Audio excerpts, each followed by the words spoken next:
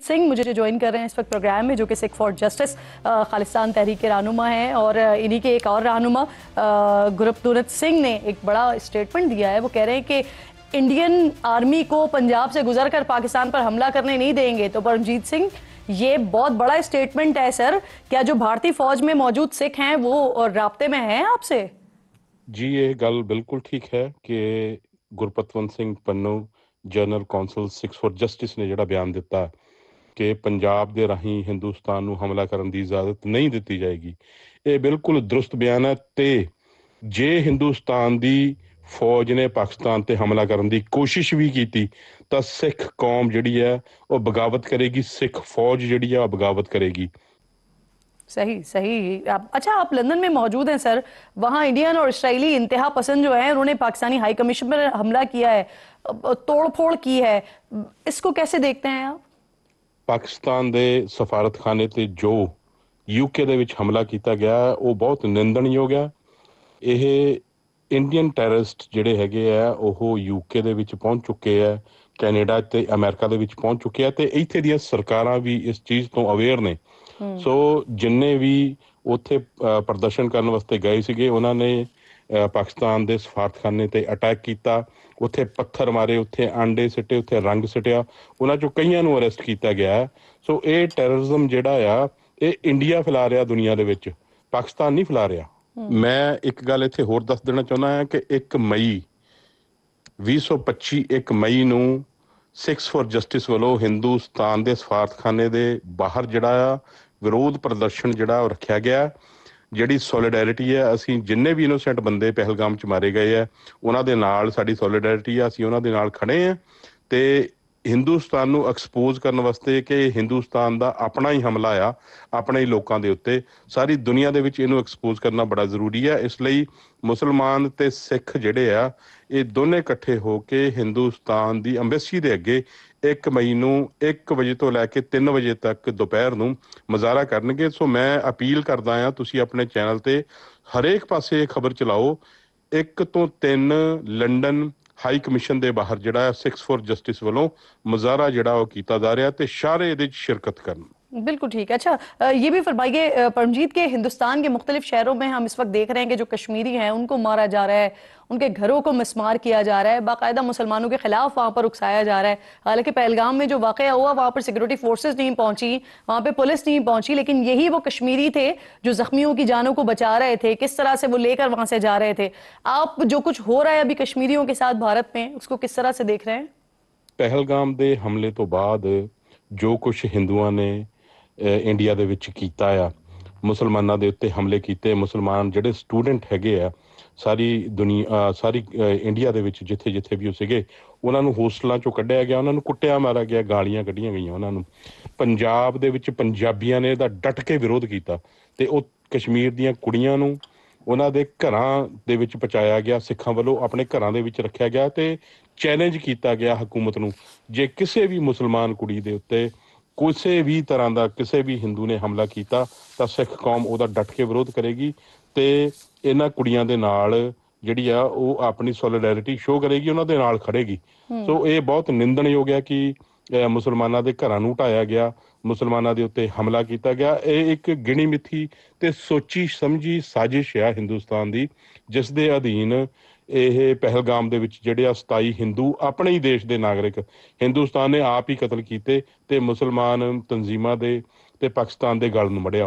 बड़ी अहम बात कर रहे हैं आप कि उन्होंने खुद कत्ल किए और फिर उसके बाद पाकिस्तान के ऊपर इल्जामात धर रहे हैं। यही की कोशिश कर रहे हैं कि ये आपकी बड़ी सोची समझी न सिर्फ साजिश है बल्कि ये ड्रामा है। एक छोटा सा ब्रेक लीजिए नाज़रीन।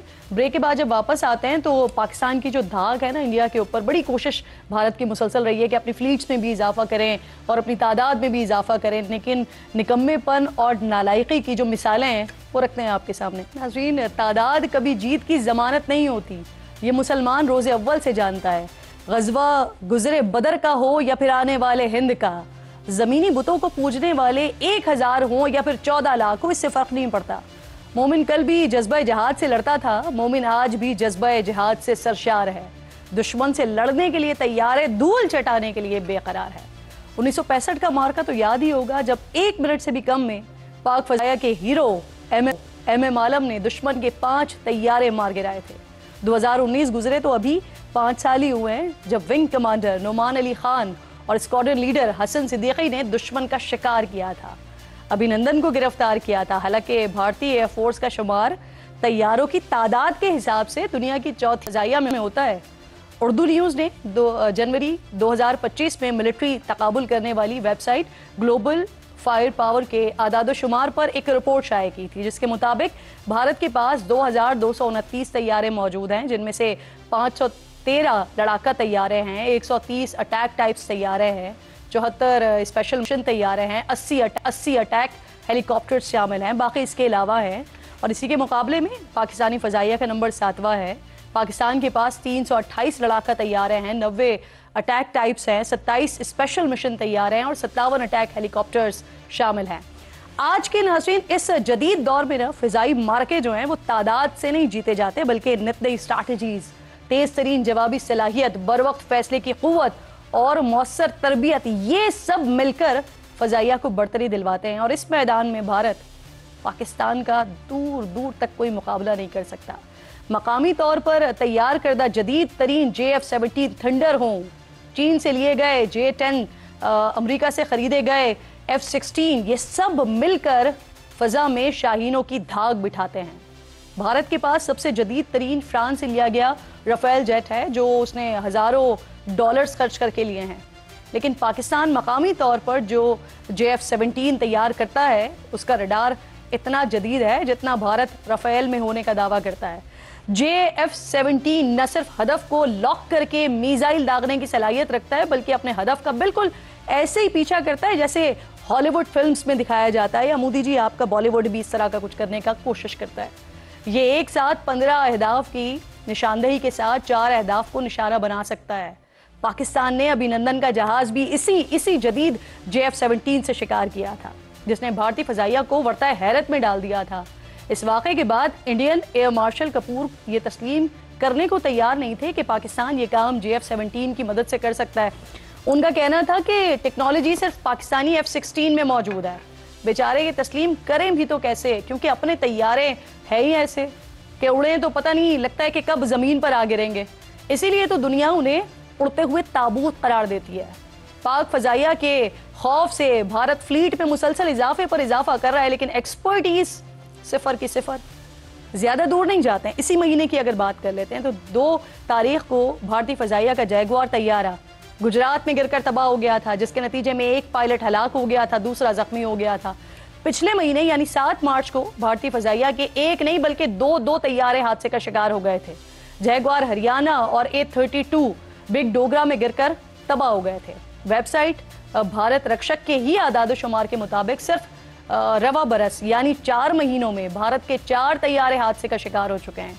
2024 और 2023 में ये तादाद 8 थी, 2022 में 5 और 2021 में 11 तैयारों को हादसे हुए, यानी सिर्फ 5 सालों में भारतीय फ़ज़ाइया के 36 तैयारे हादसों की नज़र हो चुके हैं।